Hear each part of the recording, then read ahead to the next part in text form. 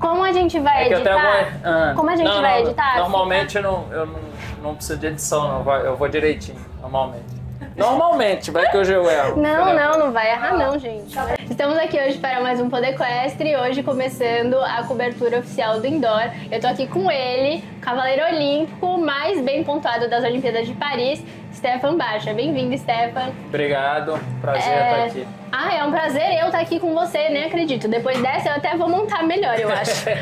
Você sabe que no PAN você assinou meu boné e depois eu apareci lá na Ípica com esse boné, eu falei, gente, eu vou começar a montar com isso por baixo do capacete. Será que dá uma ajudada, assim? Me dá um pouco mais de coragem?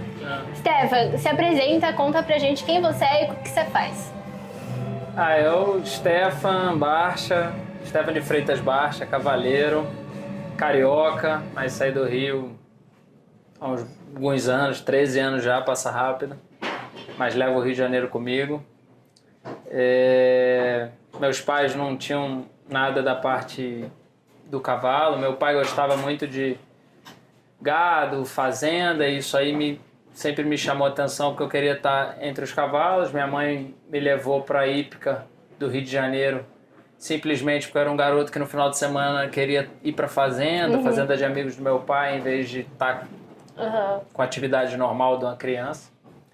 Muito mais legal, né? E aí minha mãe me levou para a escolinha da Sociedade Hípica Brasileira, e aí foi o começo. Foi o começo e montei na Hípica do Rio até meus 20 anos, 21 anos. Nossa, tá. E como é que você agora monta por Brasília, gente? Que loucura isso. Aí eu tá em São Paulo, tá em Brasília, tá no Rio, tá na Europa. Aí eu saí do Rio de Janeiro há 13 anos, mais ou menos, 2011, e fui pra Europa.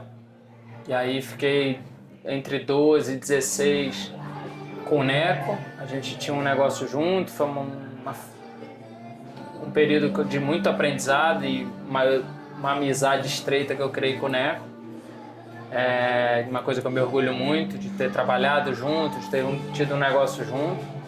E aí em 16, depois da Olimpíada do Rio, foi um período bem intenso, como é qualquer ciclo olímpico. E aí minha esposa, Roberta, ela estava grávida, e ela é de Brasília. E aí como eu já tinha vivido o sonho olímpico, eu imaginava que eu precisava de algo mais sólido como carreira, não só ser cavaleiro, eu precisava, dentro do meio, ter uma organização maior, porque agora eu tinha uma família, não era só eu. Responsabilidade. Isso, e aí a gente montou a Chevaux em Brasília, Dudu e eu, e aí juntei a parte profissional, que era a consolidação de uma empresa, tentativa de uma estabilidade maior, com a parte pessoal, que a Roberta era de Brasília, muitos amigos em Brasília. E aí foi assim que eu mudei para Brasília, final de 16. Legal. Então, vamos falar um pouco da Primavera. Conta pra gente, como é que você pegou ela muito novinha? Como é que você escolheu ela? Você escolheu ela? Não, acho que ela me escolheu também. Que fofo. Destino. Lembra da primeira vez que você viu ela? Lembro perfeitamente. Foi aqui na Hípica Paulista, quando eu a vi a primeira vez. E a primeira vez que a montei foi em Santo Amaro. A história é interessante. Tinha um aluno, João Felipe, era uma criança, na época mirim. E eu passei a dar aula para ele, era um garoto de Pernambuco. E aí conheci o pai, o Zé Romero, a Luciana, a mãe dele, etc. E depois de um período já dando aula para ele, já tinha uns 2 meses, o Romero me procurou e falou que ele tinha alguns cavalos espalhados aqui por São Paulo. E aí ele gostaria que eu visse os cavalos e avaliasse os cavalos. E aí foi dessa maneira que eu vim a São Paulo numa viagem para conhecer todo esse leque que ele tinha. E um desses cavalos era a Primavera. Ela tinha 6 anos recém-feitos, estava com o André na Santo Amaro. E aí fiz o diagnóstico de todos os cavalos para ele, um deles era Primavera. Imediatamente eu falei do potencial que eu achava que ela tinha, mas que era uma égua que ia dar muito trabalho para chegar nesse nível. E acho que acertei. Você acertou, e eu acho que vocês têm um método de treinamento lá no Chevaux, né? Eu vendo de fora, né, eu acho que isso contribui muito, né, pro preparo dela. Sim. E tudo mais. Não é... por exemplo, eu monto no interior. Eu não tô tão acostumada a gente ver uma regrinha de rotina, regras, preparo físico pro cavalo, né? Eu acho que essa parte deve ter sido bem importante para você transformar ela, se você quiser falar um pouco mais. A Primavera, ela tem muito temperamento até hoje, mas como uma égua adulta que ela é hoje, ela consegue controlar mais isso. Imagina quando era jovem, uma criança que tinha todo aquele ímpeto, toda aquela vontade, aquele caráter, e a gente tem égua forte, né? De temperamento forte, de personalidade forte. E até hoje ela tem, e eu tenho, mas como a relação dos 6 anos, e eu lapidei muito isso, ela consegue controlar. E essa questão do controle tem a ver muito com bem-estar e a sensação dela se sentir bem, como de qualquer cavalo, mas nela fica mais evidente. Então, assim, o processo da Chevaux, sim, ajudou muito, e ajuda não só ela, mas ajuda todos os cavalos, na minha opinião. Uhum. São cavalos que estão muito habituados a ficar em piquete, são cavalos no conceito de ser cavalo, né? Uhum. Então eles ficam muito em piquete, trabalham muito em área aberta. A Primavera adora isso. Então ela foi feita assim, ela gosta disso. Então até hoje a rotina dela pelo menos 4, 5 horas do dia ela fica solta. Ela tá na Europa e tem a estrutura, o Aras Império Egípcio. Desde o início, nós Chevaux passamos a cartilha, era importante ficar num lugar que tivesse piquete, que tivesse floresta perto. Então a Primavera vai à floresta quase que diariamente. Legal. Isso aí não só lapidou a parte física dela, como a parte mental. Então é o sistema fazendo por ela. Pro ciclo olímpico de Paris, você mudou alguma coisa no treinamento dela? Não. Foi Fazendo arroz com feijão muito bem feito. Não, exato. Eu acho que quando a gente tem dentro desse esporte, se as pessoas focarem no básico bem feito, é excepcional. É muito difícil fazer o básico bem feito. É muito difícil. Mas se focasse só nessa parte, em vez de querer inventar grandes sistemas ou... Eu brinco, esse esporte não se inventa a roda, não. Faz o básico bem feito, que o resultado vem. Agora, não é... O simples não quer dizer que é fácil. E como é que foi levar ela pra fora? Porque a gente hoje tá num momento de fronteiras diferente do que quando você a levou. Demandou muito tempo, organização e investimento. Né? Ela saiu... Foi um processo, ela saiu de Brasília, fez a quarentena em Brasília, que a gente, na nossa cocheira lá, é um quarentenário. Ela foi a Campinas, avião, Buenos Aires. Buenos Aires, ficamos 45 dias lá, na cocheira do Cavaleiro Joaquim Albiço. Foi não mediu esforços para dar toda a estrutura necessária, o Aras Império Egípcio investindo. E aí, sim, depois desses quarentena no Brasil, quarentena na Argentina, aí ela foi para a Europa e tá lá desde então. E aí o plano é continuar por lá. A Primavera ela alcançou um status de cavalo importante no mundo, né? Com certeza. Campeã pan-americana, vencedora de grande prêmio importante na Europa, grande prêmio Rolex de Roma, terceiro. Muitas conquistas muito quinto legais. Em Olimpíada, vencedora de Copa de Nações de La Boule. Então, assim, ela é uma égua que hoje na Europa, no mundo, ela é respeitada e ela é muito jovem ainda, 12 anos. Então, e é muito saudável, graças a Deus. Então, a gente tem grandes objetivos para a carreira dela ainda. Um deles é o Aachen, Jogos Equestres Mundiais. Eu tenho como padrão na minha carreira, já passou, seguiu, passamos a Olimpíada, qual é o próximo grande objetivo? Então, ela tem possibilidade de mais um Pan-Americano em 27, com mais maturidade do que ela estava no Chile. Ela é uma égua que eu acho que ainda vai ajudar muito o Brasil. eu tenho duas perguntas pra você quando você falou dela, assim. A primeira é, como é que é montar ela? Como é que é a personalidade dela? Ela te convida muito pra fazer as coisas? Você sente que ela é sua parceirona? E a segunda é, o que você sentiu, por exemplo, em Santiago eu tava lá, todo mundo gritou primavera, eu gritei primavera, tava todo mundo louco. O que você sentiu quando você viu que todo mundo amava ela? O que acontece é... A primavera, ela é excepcional.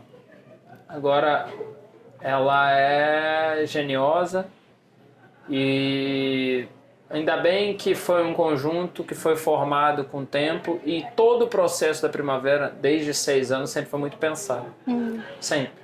Ela nunca deu um salto à toa. Ela era uma égua que eu gosto de trabalhar meus cavalos, meus cavalos têm um bom adestramento, bom trabalho de plano. E ela, com certeza, foi o cavalo que da minha carreira mais me demandou atenção nesse aspecto, porque ela não era uma coisa que ela tinha ou prazer ou grande vontade de executar. Então, ela me exigiu muito. E hoje, eu a conheço muito, ela me conhece muito, mas ela não é um cavalo simples. Na hora ali do percurso, na hora para saltar esse nível que a gente salta hoje em dia, ela ela é bem complexa, mas como eu a conheço muito, a gente já está num flow, num entendimento bom. Sobre Paris estar lá, quando eu entrei na pista na primeira disputa de equipes, não foi nem entrando, a primeira sensação foi quando eu estava... não foi nem na pista, foi quando eu estava entrando, que tinha um acesso, o público dificilmente viu ali, mas quem está no evento sabe, é um acesso longo ali, uma caminhada longa do paddock à entrada da pista. E eu falei, veio na cabeça assim, agora ela é olímpica, como eu sempre imaginei que ela poderia ser. E aí, sinceramente, me deu um bom orgulho assim, de saber que foi uma égua formada, e eu falo que o processo de formação do cavalo primeiramente, você tem que entender o indivíduo. Não tem uma cartilha. Agora, podiam ter muito mais interesse nos processos para que a gente pudesse ter mais primaveras. O nosso objetivo aqui. Quando eu comecei o podcast, eu pegava muita estrada. E eu sou atleta amadora total. Eu sou daquela pessoa que, for no reconhecimento, eu tô com muito medo. Tipo, eu preciso do meu instrutor ali pra falar, tá, tudo bem, você já fez isso toda vez. Só que eu queria ouvir e eu queria aprender. Eu procurava e não tinha. Aí eu falei, putz, vou ter que ir atrás das pessoas. E daí eu fico muito tímida e eu fico muito feliz de estar aqui sentada com você hoje, num evento como esse, que é tipo, nossa, nem nos meus maiores sonhos eu imaginei que eu ia estar aqui hoje com um cara que ficou em 15 lugar na Olimpíada. Juro, no dia que você saltou a final individual, eu tava vindo da minha cidade pra cá, porque eu trabalho aqui, e aí começou super cedo, então eu já tava na transmissão ao vivo ali. Quando eu ouvi seu nome, eu encostei o carro no acostamento, com todo respeito. Eu falei, não, agora eu vou assistir e eu vou torcer pra esse cara que tá aqui. E assim, nossa, eu fico até arrepiada. E, cara, eu admiro muito você e o seu trabalho. Obrigado. Queria saber o que você daria de dica pra quem tá começando nesse esporte. O que você acha que é fundamental dentro do hipismo hoje? Se informar. Primeiro, obrigado, fico feliz mesmo, mas eu acho que se informar a equitação é uma arte. Então, ter entendimento do que se passa, respeitar o cavalo e praticar, mas pratique o certo. O pessoal hoje em dia fala assim, ser resiliente. Se você for resiliente fazendo o errado, você não vai chegar a lugar nenhum.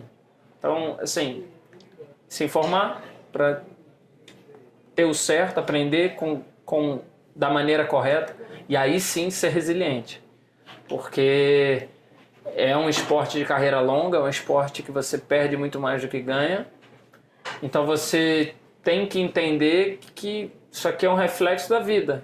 Que você não vai ganhar sempre, você vai perder pra caramba e você tem que seguir, você tem que acordar no dia seguinte e fazer. Agora, se você falar, Steph, você queria estar em outro lugar, você faria outra coisa diferente? Não, eu acho que é o que eu gosto de fazer, é o ambiente que eu construir minha família, construir minha vida, meus negócios, meus amigos. E assim eu acho que é o grande bônus, é a grande questão que esse esporte dá. É o amadurecimento, né? Como a pessoa vai se desenvolver. Então, por isso que eu faço maior força para meus filhos montarem. Eles vão montar se quiserem, mas eu tento incentivar e saber que o cavalo é a estrela. Sem a primavera, eu falei isso lá em Paris numa entrevista. Eu ia passar aqui, ia passar naquela zona mista ali, como uma pessoa qualquer. Com ela, você está me entrevistando como um atleta olímpico, quinto dos Jogos Olímpicos, enfim, entre outras coisas. Então a gente precisa do cavalo. Sim. Respeitar o cavalo é a grande... E você imaginava que a pessoa que começou a montar lá na escolinha do Rio de Janeiro ia chegar onde chegou? Porque você tem 2 passagens olímpicas, né? Não é pra qualquer um. Eu sempre sonhei muito. Sonhou? Sempre. Sonhou, trabalhou... Eu era criança que não via desenho. Eu não via desenho. Na minha época, hoje em dia, o YouTube é muito fácil, né? Você escreve lá, online, aparece e tal.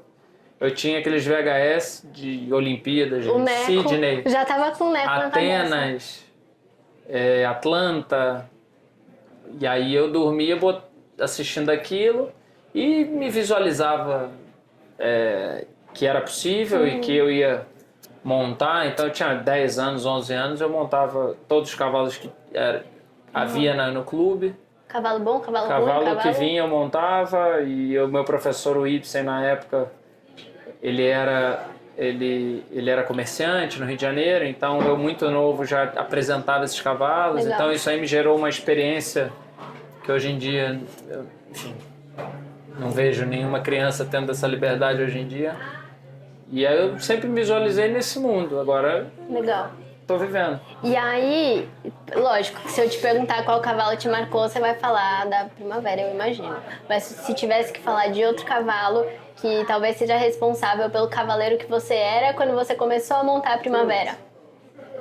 Eu tive uma égua, assim, a turma jovem não vai lembrar, mas eu tive uma égua que eu pulei de mirim até grande prêmio, chamava Toica, que ela me forjou, porque eu com 13, 14 não conseguia montar ela, porque ela era muito forte, ela era jovem, ela tinha 6, 7 anos. E aí eu tinha um cavalo mais limitado, fui campeão brasileiro de mirim, mas ela que era o que eu sonhava em conseguir e não conseguia. Então eu tive gente no meu processo de júnior que me ajudou, porque antigamente era mirim, júnior, young rider, sênior, né? A gente não tinha o pré-júnior. Então eu saí do mirim, já fui pro júnior com ela tinha 7, 8 anos. E aí eu tive que aprender a trabalhar, porque ela era realmente muito forte na boca. Então eu tive que, quando com 15, começar a ter que me interessar sobre trabalho de plano. E aí eu fui campeão brasileiro de júnior, fui campeão brasileiro de young rider, fui vice-campeão brasileiro de sênior com 18 anos. O primeiro grande prêmio que eu ganhei foi nela. Nossa. E aí, com certeza, não estou dizendo que ela foi o melhor cavalo que eu montei na minha vida, mas ela foi o cavalo que me forjou e me ensinou muita coisa. Legal. E quais são suas expectativas aqui no Indoor? Com quem que você está aqui? A expectativa é muito boa. A gente, falando de Chevaux, são 30 e quase 40 cavalos. Você vai acompanhar todo mundo. Tem que acompanhar todo mundo, tô aqui, né? Que privilégio, hein? Então, os clientes indo bem, o objetivo é sempre... Isso aqui, para vários clientes, é o concurso principal, tirando os campeonatos brasileiros. Então, botar todo mundo animado e saltando bem. É uma semana intensa.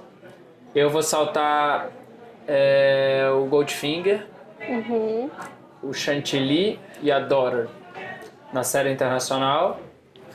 Vou fazer uma programação para o Chantilly para ele tentar chegar, e para o Goldfinger para chegar bem no Grande Prêmio, que é o grande objetivo. A Dora vai saltar o Clássico. E vou saltar o Silverstone na prova nacional, na Copa Ouro.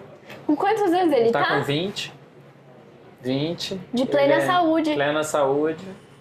Ele esse ano saltou 2 provas só, ganhou as 2 lá em Curitiba. Mas é o que você falou, não dá um salto à toa. Não dá um salto à toa. E tá bem. Trabalha todo dia. Legal. Tá feliz, tá bem. Ele é o grande case, né? Ele é o grande... Falando de cavalo, como eu falei há poucos minutos atrás, que é o grande principal, é o protagonista. O Silverstone ele foi comprado no início da Chevrolet. Eu vi uma foto outro dia, eu estava no avião vindo hoje, estava procurando um vídeo, tem um vídeo dele de 2017, né? E ganhando prova, e a turma dele dessa prova de 40, 35, 45 já parou e ele continua. Então eu vou me divertir muito aqui, com certeza. Que legal! Ele, todos os anos que veio aqui, ganhou 1 ou 2 provas. Vamos ver se com 20 anos ele mantém a média. Ele gosta de vir? Ele gosta de vir. Nossa, achei muito legal isso. Porque a gente geralmente fala, vou aposentar meu cavalo. Faz 18, tá muito velho já, não vai mais saltar prova, não é maioridade igual a gente que tira a carteira de motorista. E por último, eu queria saber, você falou que você tem grandes expectativas, tanto para a primavera, imagino que você como atleta também segue se aperfeiçoando. Os próximos passos para você aí? Sim, não, eu vou agora... A gente tem a Chevrolet, o Império Egípcio, a gente tem grandes ambições. Agora passou a Olimpíada, realmente a primavera hoje foi o primeiro dia que ela voltou a trabalhar, ela descansou 15 dias, piquete, aproveitou o calor na Europa e voltou a trabalhar hoje. Então agora é saber, eu sei que o Brasil a gente vai ter a equipe do Brasil em Barcelona, então eu vou estar à disposição do time para lá, porque realmente... E aí você fica nesse... E agora eu vou ficar... Antes, até a Olimpíada, eu fiquei direto lá, né? Praticamente vim aqui um concurso só. Agora eu vou fazer uma organização aí, ficar alternando um pouco até Barcelona. Barcelona, ver se a gente tem possibilidade de ir em outro concurso, algum indoor, não sei se vou... Talvez Geneve, alguma coisa assim, ou não, ou se já vamos descansar pensando na temporada de 25. Mas o aprendizado é eterno, né? Não tem condição. A pessoa que nesse esporte, ou até eu posso falar de vida, acha que sabe tudo, ele se perdeu. Então eu tô aqui do mesmo jeito, trabalhando igual. Os cavalos ensinam mais tudo, absolutamente tudo.